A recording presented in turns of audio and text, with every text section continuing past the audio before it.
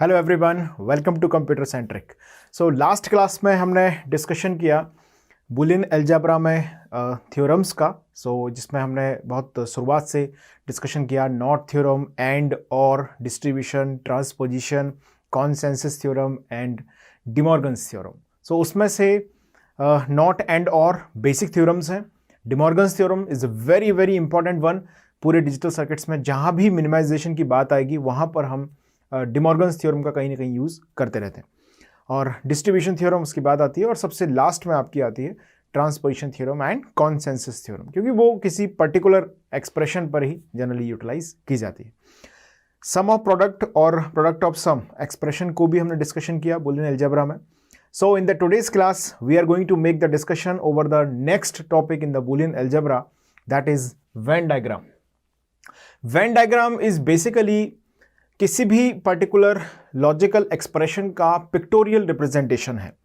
तो pictorial representation से किस तरह से हम लॉजिकल एक्सप्रेशन लिखते हैं और सिंपली कैसे हम उसको मिनिमाइज करेंगे, ये डिस्कशन करेंगे। यानी कि वेन डायग्राम में कुछ नया कॉन्सेप्ट नहीं है, सिर्फ हम जो लॉजिकल एक्सप्रेशन में वेरिएबल ए बी कंसिडर करते हैं या A B C 3 variable consider करते हैं, तो उन पॉसिबल वैल्यूज़ के लिए 0 1 जो हो सकती हैं उनकी वैल्यूज़, लाइक ए की वैल्यू 0 हो सकती है या 1 हो सकती है। सिमिलरली बी एंड सी की वैल्यूज़ भी 0 या 1 हो सकती हैं। तो उन पॉसिबल कॉम्बिनेशंस को जब हम एक पिक्टोरियल वे में रिप्रेजेंट करते हैं तो उसे बोला जाता है वेन डायग्राम। हालांकि बहुत पॉपुलर टॉपिक ही नहीं है, लेकिन तब भी इस पर क्वेश्चन कभी कभार फ्रेम किए गए हैं। चलिए डिस्कशन करते हैं वेन डायग्राम का। सबसे पहले यहां पर मैंने एक ड्रॉ किया सिंपल एक rectangle. That rectangle is defining the sample space basically। अब इस सैंपल स्पेस का एक वेरिएबल है, हमने डिफाइन किया वेरिएबल ए। ओके, ये है वेरिएबल ए। अच्छा, ए की पॉसिबल वैल्यूज क्या हो सकती हैं? या तो 0 होगा या फिर वो 1 होगा। दूसरा वेरिएबल मैंने डिफाइन किया वेरिएबल बी। वेरिएबल बी हमने डिफाइन किया like this. This is suppose variable B. अब करस्पॉन्डिंगली जैसे जो ग्रीन से आप देख रहे हैं that is variable A range है, और जो वेरिएबल बी है उसका रिप्रेजेंटेशन इस तरह से ब्लू से किया गया है। अब पर्टिकुलरली अगर हम ऑब्जर्व करके चलते हैं तो ये जो रीजन है जितने को ग्रीन ऑक्यूपाइड कर रहा है, वो उस रीजन में अगर हम देखें तो उस रीजन के लिए ए की वैल्यू कितनी होगी? डेफिनेटली इस रीजन में अगर हम देखते हैं तो ए की वैल्यू होगी 1। पर्टिकुलरली इतने रीजन को अगर मैं स्किप कर दूं, इतने वाले को यहां से लेके यहां तक की रीजन को समझिए ग्राफ में, ए की वैल्यू 1 होगी, और इस रीजन में मैं बोल सकता हूं कि बी की वैल्यू यहां पर 0 होगी। यहां पर इतना जो ग्रीन ऑक्यूपाइड है, जो व्हाइट से मैंने मार्क किया है, इतना यहां तक ए 1 है, बी 0 है। अच्छा, बाकी बचे हुए जो आउटर सैंपल स्पेस है जहां पर ना तो ए का सर्कल है ना बी का सर्कल है, लाइक ये वाला रीजन हो गया या ये जो पूरा रीजन ऑक्यूपाइड है, वहां पर हम बोल सकते हैं कि ए भी 0 है और बी भी क्या है? 0 है। ओके, अब मैं बात करूं इस इतने एरिया की, इस लाइन को छोड़ के इधर का जो ब्लू एरिया है पूरा, इसको अगर मैं बात करूं तो यहां मैं बोल सकता हूं here that A is equal to 0 and B is equal to 1। Okay, और ये जो कॉमन जो लेंस टाइप की शेप बन रही है, ये जो कॉमन रीजन हम देख पा रहे हैं, इसमें बहुत क्लियरली आप ये बोल सकते हैं कि ये वो रीजन है जहां पर ए की वैल्यू भी 1 है और बी की वैल्यू भी 1 है। तो जैसा कि हम जानते हैं कि जो वेरिएबल ए बी है, लास्ट क्लास में जब हमने सम ऑफ प्रोडक्ट ऑफ सम का डिस्कशन किया तो वहां पर ए बी की पॉसिबल वैल्यूज को हमने ऑब्जर्व किया। तो क्या क्या हो सकती है? लाइक 0 0 0 1 1 0 1 1।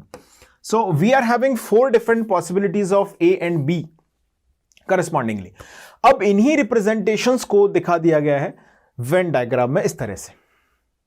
क्लियर कट ऑब्जर्वेशन है कि जिस एरिया में ग्रीन है, ग्रीन सर्कल ऑक्यूपाइड कर रहा है, वहां पर ए 1 होगा। ओके, अगर वो बी के साथ कॉमन रीजन शेयर कर रहा है तो बी भी 1 होगा, अदरवाइज वो बी 0 होगा। जहां पर ब्लू जो सर्कल बनाया हुआ है वो सर्कल है, वहां तक बी इज इक्वल टू 1 होगा। अब वो कॉमन एरिया ए के साथ शेयर कर रहा है तो वहां पर ए की वैल्यू 1 हो जाएगी, अदरवाइज ए की वैल्यू वहां पर 0 होगी।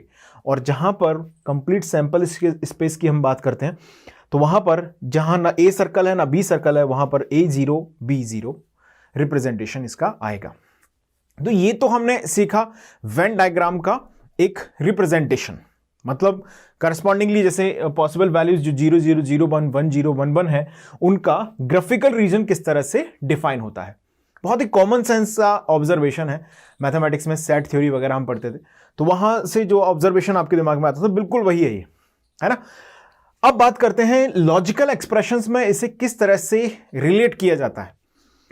अब इसमें दो रीजंस डिफाइन किए जाते हैं। The one is shaded region. अब मान लीजिए मैं किसी एक पर्टिकुलर रीजन को शेडेड कर दूं, लाइक मैंने इसको शेडेड किया इस तरह से। अब आपको जब क्वेश्चन बना के वहां पे दिया जाएगा तो किसी एक पर्टिकुलर रीजन को शेडेड कर दिया जाएगा। हो सकता है कि पूरे को शेडेड कर दें तो कंप्लीट ऑक्यूपाइड हो गया, या इसको जैसे मैंने इतने एरिया को शेडेड किया यहां पर, ओके, या इसको कर दें, इसको कर दें, सबको मिला के कर दें। क्वेश्चंस कैसे फ्रेम होंगे वो हम बात करेंगे अभी, एक एक क्वेश्चंस भी मैं आपको कराऊंगा। सो मान लीजिए हमने इस पर्टिकुलर रीजन को यहां पर किया शेडेड। अब इस पूरे वेन डायग्राम में मेरे पास दो सेक्शन हो गए, एक सेक्शन वो जो शेडेड है, दूसरा सेक्शन वो जो अनशेडेड है। क्लियर है? अच्छा, जो शेडेड रीजन है वो करस्पॉन्डिंग टू होता है लॉजिक 1। क्या लिखेंगे इसमें? लिखेगा वेरी फर्स्ट पॉइंट। अब थोड़ा सा इसको पहले आप इसको नोट करो, इतना ये वेन डायग्राम लिखो, पहले हेडिंग करो वेन डायग्राम, और यहां पर हमारे पास जो 0 0 0 1 1 0 1 1 की पॉसिबिलिटी है उनके लिए इस तरह से वेन डायग्राम लिखा जाएगा। शेडेड को अभी चाहो तो मत लिखो आप, ओके। चलिए, अब समझने के लिए बाद में अगर फिल करना चाहो तो कर देना। देखिए, इन the Venn diagram, in the Venn diagram आपको दो बातें अगर समझ में आती हैं, the first thing is what, पहला पॉइंट है कि जो शेडेड रीजन होगा, शेडेड रीजन वो होगा लॉजिक 1। क्लियर है ये बात आपको? ओके, शेडेड रीजन क्या होगा? लॉजिक 1 होगा। यानी कि अगर हम शेडेड रीजन को यूज करके लॉजिकल एक्सप्रेशन को अगर लिखना चाहेंगे तो हमें यूज करना पड़ेगा एसओपी या PUS. SOP sum of product लिखा जाता है किसके लिए? लॉजिक 1 के लिए। यानी कि शेडेड रीजन को अगर मैं यूज करके, जैसे हम y की वैल्यू लिखते थे, कुछ भी हो गया यहां पर 1 0 1 0, तो मैं अगर एसओपी लिखता हूं तो क्या करता हूं, यहां से 1 पिकअप किया और सम ऑफ प्रोडक्ट हमने लिख दिया। क्लियर? अगर हम प्रोडक्ट ऑफ सम लिखते हैं तो यहां से हम 0 पिकअप करेंगे, यहां से 0 पिकअप करेंगे, प्रोडक्ट ऑफ सम को लिख देंगे, सिंपल। तो यही फिलॉसफी यहां पर है। बस क्या मतलब है? Shaded region is corresponding to logic 1, यानी कि शेडेड रीजन के लिए लिखा जाएगा एक्सप्रेशन में SOP form, sum of product form. Conceptually आप थोड़ा सा इसको ग्रिप करना शुरू कीजिएगा, जैसे जैसे एग्जांपल्स आएंगे you will get it better. ठीक है, आपको धीरे धीरे और इसमें ऑब्जर्वेशन जो एक्चुअल फिलॉसफी है वो समझ में आना शुरू हो जाएगी, डोंट वरी। सो हमने बोला shaded region is corresponding to logic 1, so for that region will write the SOP form. Okay, चलिए अब बात करते हैं सेकंड पॉइंट की। तो what about the unshaded region? अरे नेचुरली जब शेडेड रीजन लॉजिक 1 है तो अनशेडेड रीजन करस्पॉन्डिंग टू क्या होगा? लॉजिक 0। दो ही लॉजिक की बात हो रही है बुनियादी अलजेब्रा में, लॉजिक 0 और लॉजिक 0 को जब हम पिकअप करके एक्सप्रेशन लिखते हैं तो एज यूजुअल हम उसे लिखते हैं प्रोडक्ट ऑफ सम के फॉर्म में। यानी कि इसका एक्सप्रेशन लिखा जाएगा तो लिखा जाएगा पीओएस फॉर्म। क्लियर है बात सभी को? ये दोनों पॉइंट अगर आपको समझ में आ गए then it's all done in the Venn diagram. ये दो बातें हमको समझनी है और ये तो बहुत कॉमन सेंस का ऑब्जर्वेशन है कि कहां पर A0 है, कहां पर A1 है। क्लियर है? और कहां पर B0 है, कहां पर B1 है, कहां पर दोनों 0 हैं। ये हम बड़ी आसानी से यहां पर ऑब्जर्व कर सकते हैं। ये हमने इतना ऑब्जर्व किया। चलिए अब मैं इस गिवन वेन डायग्राम का लॉजिकल एक्सप्रेशन आपको लिख के दिखाता हूं। तो दोनों से हम लिख सकते हैं। लास्ट क्लास में हमने ये डिस्कशन भी किया था कि जब आप चाहें तो एसओपी फॉर्म लिख दें या आप चाहें तो प्रोडक्ट ऑफ सम फॉर्म लिख दें। अल्टीमेट फिलॉसफी जो है दोनों की वो सेम है, मतलब दोनों से आंसर वाई ही आएगा। लिखने का तरीका है, अगर मैं लॉजिक 1 को पिकअप करके लिखता हूं, यानी कि लॉजिक 1 को मैंने ट्रुथ टेबल से उठाया और लिखते जाऊंगा, तो एक्सप्रेशन मैं लिखूंगा एसओपी के फॉर्म में, और अगर मैं लॉजिक 0 को वहां से पिकअप करके लिखूंगा तो मैं लिखूंगा पीओएस फॉर्म को। That's all clear. चलिए अब इसका आंसर लिखते हैं। Let's write its answer. So I am going to write it for SOP form. चलिए पहले हम इसको एसओपी फॉर्म के लिए लिखते हैं। चलिए लिखें एसओपी के लिए। स्क्रीन को पॉज करो, अगर आपको कॉन्सेप्ट इसका समझ में आया then you should try SOP form. मैं चलो इसको y मान के चल रहा हूं, ठीक है। दिस इज y, पूरा जो वेन डायग्राम हमारा है वो y है, ठीक है। तो y इज इक्वल टू, अच्छा लॉजिक 1 में हमें क्या देखना है, शेडेड रीजन। तो शेडेड रीजन में करस्पॉन्डिंगली क्या दिख रहा है आपको, यहां पर जो रीजन शेडेड किया गया है उस रीजन में a 0 है, b 1 है, इतनी सी बात है। ओके अच्छा एसओपी फॉर्म में हम जानते हैं कि जो वेरिएबल वो लिखा जाता है 0, सॉरी वेरिएबल लिखा जाता है 1 and its complement is written as 0। यानी कि जहां भी एसओपी फॉर्म की बात होती है वहां पर variable itself is logic 1 and its complement is written as 0। Okay तो यहां पर अगर आप देखें शेडेड रीजन में a 0 है, b 1 है, तो क्या एक्सप्रेशन आना चाहिए, a 0 पर यानी कि a bar b, that is the answer. Final answer आ गया। इसमें मिनिमाइजेशन जैसी कोई जरूरत भी नहीं पड़ रही है। क्लियर है। हमें क्या करना है, अगर शेडेड रीजन को पिकअप करके लॉजिक लिखना है तो shaded region corresponding to logic 1 होता है और एसओपी फॉर्म में उसे लिख दिया जाएगा। सिंपल, ये आंसर आ गया। ओके अब बात कर लेते हैं किसकी, अनशेडेड रीजन को लिखने की अगर बात की जाए। For product of sum form, POS form, let me write it for you. So this is for what, unshaded reason.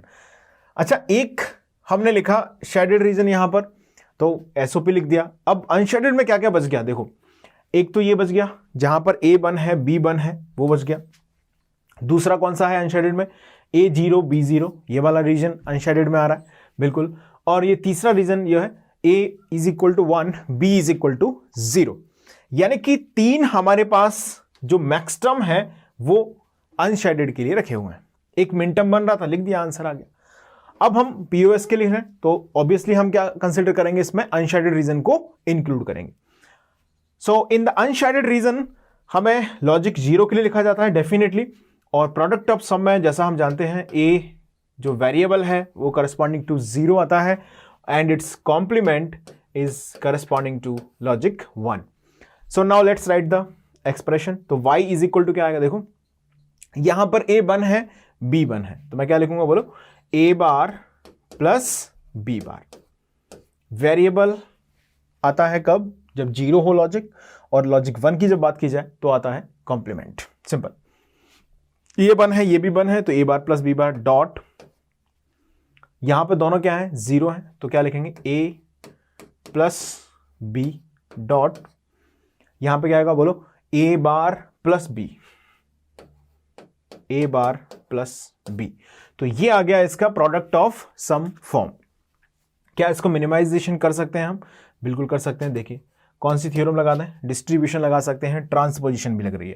देखो यहां पर a बार है, यहां पर a है, यहां पर b है, यहां पर b बार है, तो ट्रांसपोजिशंस एलिमेंट को हम मल्टीप्लाई कर देंगे। यहां पर a बार है, इसका कॉम्प्लीमेंट यहां प्रेजेंट है, तो इसको इससे मल्टीप्लाई कर देंगे, इसको इससे कर देंगे, तो a bar b plus A B bar, ये आ गया पहला bracket, a bar b plus a b bar, और इसके साथ ये मल्टीप्लाई होगा आपका a बार प्लस b। चलो इसको फटाफट से सॉल्व कर लो।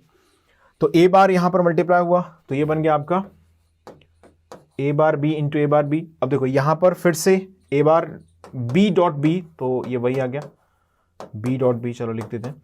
और यहां पर a बार, यहां पर a है, सॉरी यहां पर a है, यहां पर a बार है, तो ये 0 हो जाएगा। यहां पर b बार है, यहां पर b है, तो ये भी 0 हो जाएगा। इन दोनों को हम फाइनली क्या लिख सकते हैं, a bar b। Clear cut observation आप देख पा रहे होंगे कि this is and that is will be the same answer. तो वॉट एवर आप जो वेन डायग्राम रिप्रेजेंट कर रहे हैं अल्टीमेटली, उस वेन डायग्राम में आप शेडेड रीजन को कंसिडर करके उसे रिप्रेजेंट करें या आप अनशेडेड रीजन को इंक्लूड करें उसको रिप्रेजेंट कर दें, दोनों से सेम आंसर ऑब्टेन होगा। तो मैंने जब शेडेड रीजन कंसिडर किया तो यहां पर लॉजिक 1 करस्पॉन्डिंग होता है ये, तो ये एसओपी फॉर्म लिखना था, तो लिख दिया हमने एसओपी फॉर्म। सिर्फ शेडेड रीजन को पिकअप किया, वेरिएबल को 1, कॉम्प्लीमेंट को 0 से लिखा। ओके, प्रोडक्ट ऑफ सम हमें जब कंसिडर करना था तो हमने A0 वेरिएबल 0 और कॉम्प्लीमेंट को 1 और अनशेडेड रीजन को यहां से पिकअप किया और एक्सप्रेशन में लिखा, मिनिमाइज किया, और ऑब्वियसली दोनों के सेम आंसर ही आने चाहिए और सेम आंसर ही आया। अब आपको एक चीज समझ में आ रही होगी कि इन द एग्जाम हमें शेडेड रीजन, इसमें पर्टिकुलरली इस एग्जांपल में एसओपी फॉर्म लिखना बहुत आसान है, एक बार में आंसर आ गया। तो इस क्वेश्चन के लिए मैं एसओपी फॉर्म लिख दूंगा एग्जाम। अब डिपेंड करेगा क्वेश्चन हमसे क्या पूछा गया है, क्लियर है। तो क्वेश्चन में अगर आपसे सिंपली एक्सप्रेशन का मिनिमाइज्ड फॉर्म पूछा है, मान लीजिए यही पूछ लिया जाए, तो फिर आपको पीओएस भी लिखना आना चाहिए। अब डिपेंड करता है क्वेश्चन में क्या है, उसके हिसाब से आप उसको आसानी से आंसर कर सकते हैं, क्लियर है। चलिए अब स्क्रीन को पॉज करो, फटाफट से इसको नोट कर लो, note it down immediately. And अब कुछ और क्वेश्चंस हम इस पे कर रहे हैं वेन डायग्राम पर, जिससे कि आपको बिल्कुल प्रॉपर वे में ये समझ में आ जाएगा। चलिए इसको नोट कर लिया आपने। Let's see the example. Minimize the logical expression, ये आपको दिया गया है वेन डायग्राम यहां पर। अब क्वेश्चन जो एग्जाम में आएगा उसमें पूरी भाषा आपको दी रहेगी, लैंग्वेज बहुत प्रॉपर वे में लिखी रहेगी कि for the given Venn diagram ये वो, minimize the logical expression, this is I have write as a Y is equal to that Venn diagram. तो आप दोनों ही तरीके से इसको कर सकते हैं, या तो आप शेडेड रीजन को पिकअप करें, आंसर लिख दें, या अनशेडेड रीजन को पिकअप करें, आंसर लिख दें। चलो मैं दोनों से कर रहा हूं। तो पहले मैं लिख रहा हूं इसका SOP form, sum of product form, SOP form में इसका लिख रहा हूं। लेट्स सी, एसओपी फॉर्म में हमें क्या पिकअप करना है, क्या कंसिडर करना पड़ेगा हमको। अभी मैंने डिस्कशन किया complete, shaded region. Corresponding to this shaded region, इसका लॉजिक क्या है, यहां पर दोनों ही 1 है, a is equal to 1, b is equal to 1 है। तो जो शेडेड रीजन है उसमें a1 b1 है, तो यानी कि फाइनल हम बाई जब लिखेंगे तो एसओपी फॉर्म में हम जानते हैं कि a वेरिएबल 1 होता है और उसका कॉम्प्लीमेंट जो है वो 0 से लिखा जाता है। तो दोनों 1 के लिए शेडेड रीजन है, तो ऑब्वियसली आंसर आ जाएगा ए बी, कंप्लीट। ओके, चलिए अब हम लिख रहे हैं इसका product of sum form, POS form. Let's write it POS form. Okay, तो इसमें अनशेडेड रीजन को अगर हम नोटिस करें तो अनशेडेड रीजन के 3 कॉम्बिनेशंस हैं, 2 वेरिएबल हैं, 4 कॉम्बिनेशंस बनते हैं टोटल। एक कॉम्बिनेशन किसका बन रहा है, शेडेड का, तो बाकी किसके बनेंगे, अनशेडेड के बन रहे हैं डेफिनेटली। ये रीजन में क्या है, A0 है, B0 है, बिल्कुल सही बात है। What about that region, here A0 but B is equal to 1। What about this region, here A is equal to 1, B is equal to 0. So all these 3 possibilities we have written simply. Now let's write it. So this is POS form. I'm going to write it. अब देखिए POS form में क्या बात दिमाग में रखनी है, A variable है तो 0 and its complement will be written as 1. ये नहीं भूलना है, variable 0, complement 1, POS form. Okay, SOP variable 1, complement 0। चलिए अब बात करते हैं। देखिए अब कौन सा रीजन रह गया, A1 B0। बोलो क्या लिखा जाएगा, A1 B0। A1 मतलब A बार, B0 मतलब B डॉट, पहला हो गया, ये वाला लिख दिया। दूसरा देखो क्या है, A0 B0 यानी कि A plus B dot, A0 B1 यानी कि A plus B bar, complete है। चलो इसको फटाफट से इसको मिनिमाइज कर देते हैं। कौन सी थ्योरम लगाते हैं, इन दोनों में लगाओगे तो डिस्ट्रीब्यूशन लग जाएगी, 1 + 2 × 1 + 3।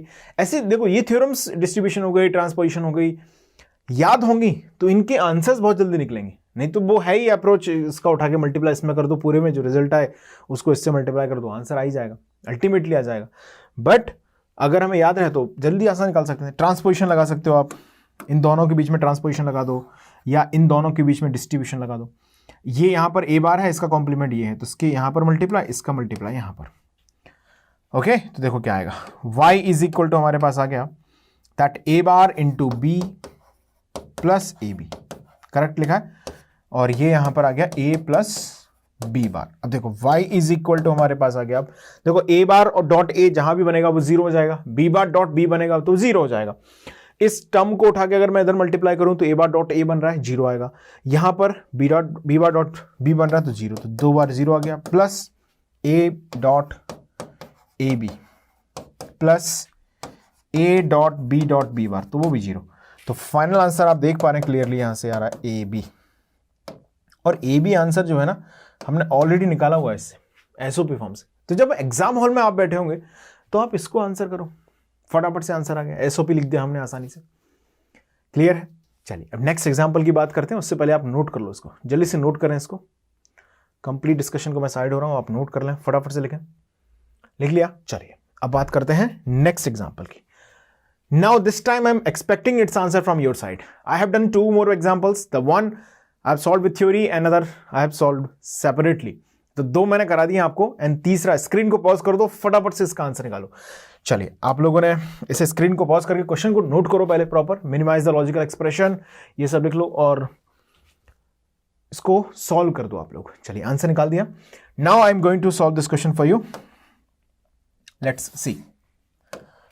सो हमारे पास वही y इज इक्वल टू है, ये कोई भी फॉर्म लिख सकते हैं हम पहले। चलो पहले एसओपी लिखते आ रहे हैं अभी तक, चलो एसओपी लिखते हैं।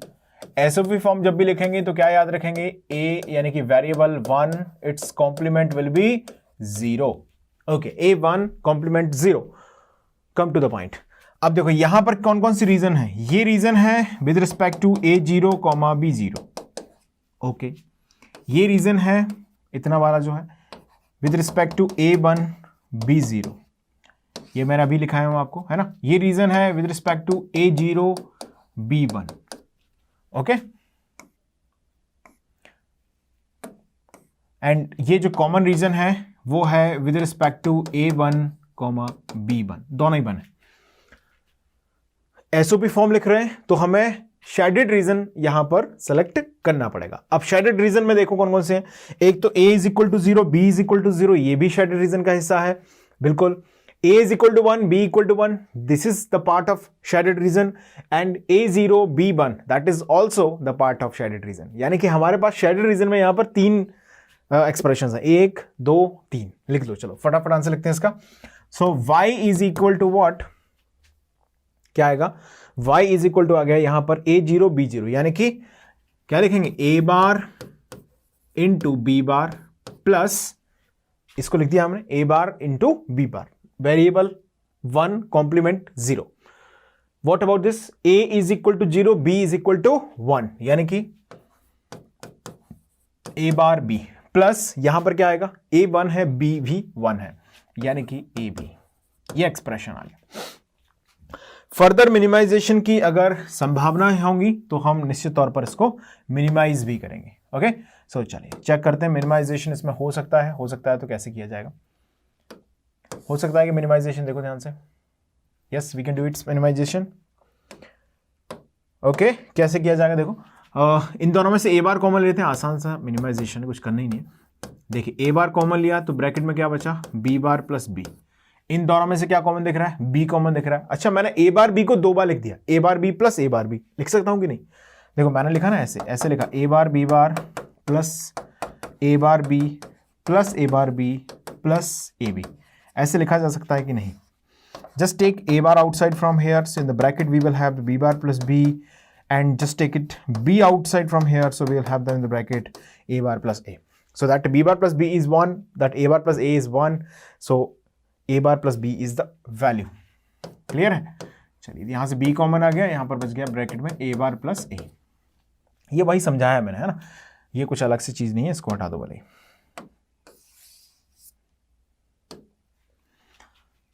चलो भाई आगे बढ़े। चलिए okay, come to the point. So ये हो गया 1, ये हो गया 1, तो फाइनल आंसर आ गया y इक्वल टू हमारे पास a बार प्लस b। इतनी जद्दोजहद के मिनिमाइजेशन के बाद ये आंसर आ गया। अब जरा प्रोडक्ट ऑफ सम भी लिख के देख लेते हैं। हालांकि एग्जाम में आपको ऐसा कोई एक्सीलेंट नहीं ढूंढना है ना, आप अगर कोई एक लिख पाते हैं दैट इट्स फाइन, ओके, लेकिन आपको आना दोनों चाहिए, लेकिन एग्जाम में आप सेलेक्ट कर लेंगे अकॉर्डिंगली क्या सुटेबल है लिखना। चलिए product of sum, POS form. So in the POS form as usual हम जानते हैं variable is written to be 0 and its complement will be written as 1। Clear? चलिए तो यहां पर अनशेडेड रीजन के लिए लिखा जाएगा logic 0 is for unshaded region, so this region is unshaded only. A1 B0, अच्छा A1 B0 मतलब क्या होगा, A1 है तो A बार प्लस B। देखो ये ऊपर आंसर लिखा भी है, the same answer is obtained, actually same answer has to be obtained, there is no other way, because ultimately हम क्या कर रहे हैं, वहां से या तो लॉजिक 1 को पिकअप करके एक्सप्रेशन लिख रहे हैं, तो कुछ लॉजिक 1 अगर हमने डिफाइन कर दिए तो रिमेनिंग आर व्हाट, 0। क्लियर है, लॉजिक 0 आपने डिफाइन कर दिए तो रिमेनिंग आर व्हाट, 1, सिंपल। चलिए नोट कर लें इसको जल्दी से, लिखा आपने। चलिए let's go for the next question, see this question, minimize the logical expression. इसमें बहुत तेज स्पीड में मैं आंसर लिखने वाला हूं। Okay, so minimize the logical expression, pause the screen right now and try to find its answer. This reason is for corresponding to A0, B0. Clear? A0, B0. And what about that reason? Here A0, B1. Okay, what about that reason? Here A1, B1.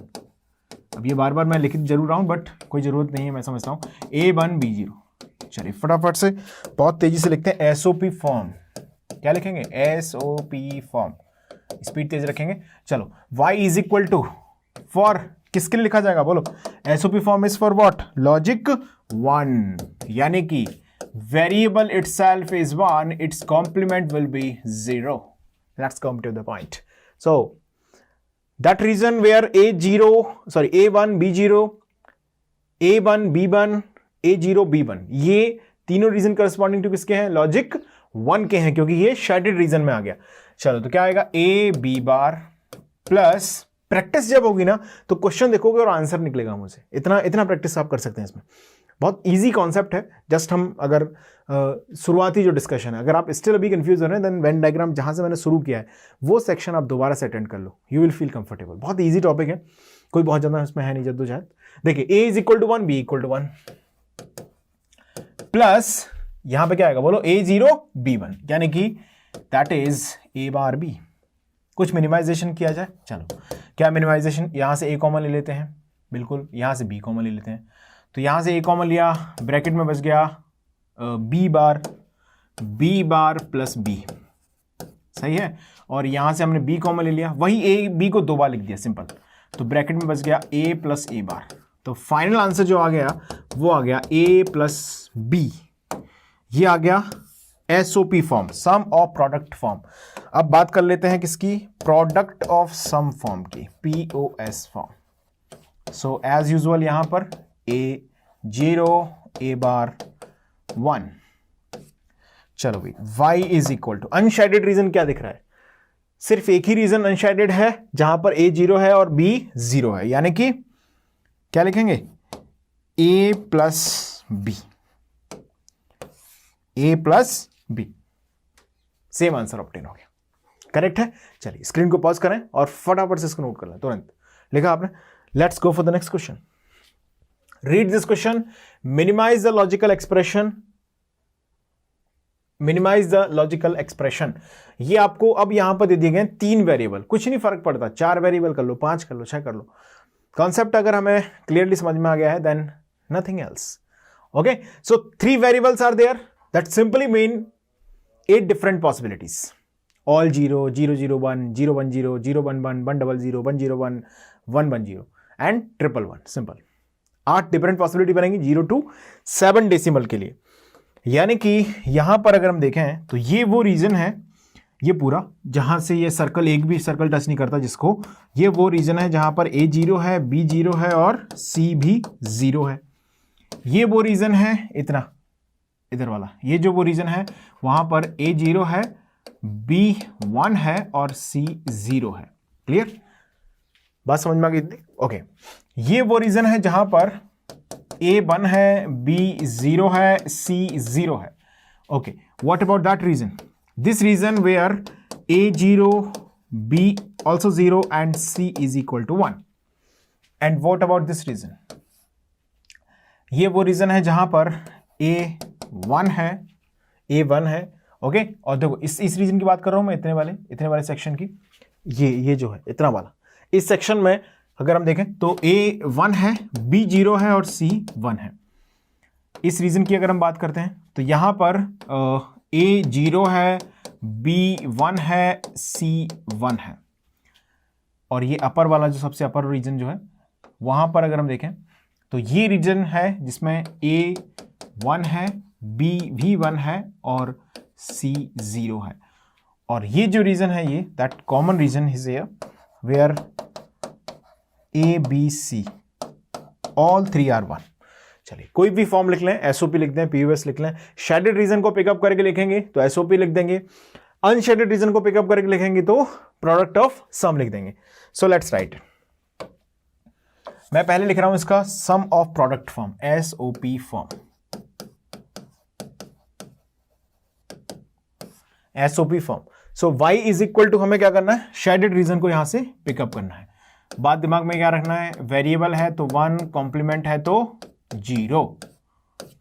SOP form है। Shaded reason कौन कौन सा है, ये तो ये shaded है जहां तीनों 1 है, A1 B1 C1, यानी कि सीधा लिखेंगे हम ABC प्लस दूसरा कौन सा है, ये अपर वाला जो है जहां A1 है B1 है C0 है, ये भी शेडेड में है बिल्कुल, तो ABC बार प्लस और कौन सा रीजन शेडेड में आ गया, ये वाला आ गया जहां पर A1 है B0 है C1 है, यानी कि A B bar C plus ये भी शेडेड में है जहां A0 है B1 है C1 है, यानी कि A बार BC। मिनिमाइजेशन करना है इसका, स्क्रीन को पॉज करो, नोट कर लो और मिनिमाइज कर दो फटाफट इसको। ओके कोई प्रॉब्लम नहीं आनी चाहिए मिनिमाइजेशन में। देखो एक ही कॉम्प्लीमेंट है हर एक के साथ, तो वो ABC को 3 बार लिख देंगे। ये क्वेश्चन मैंने सॉल्व किया है जी, है ना, तो ABC को मैं 3 बार लिख दूंगा।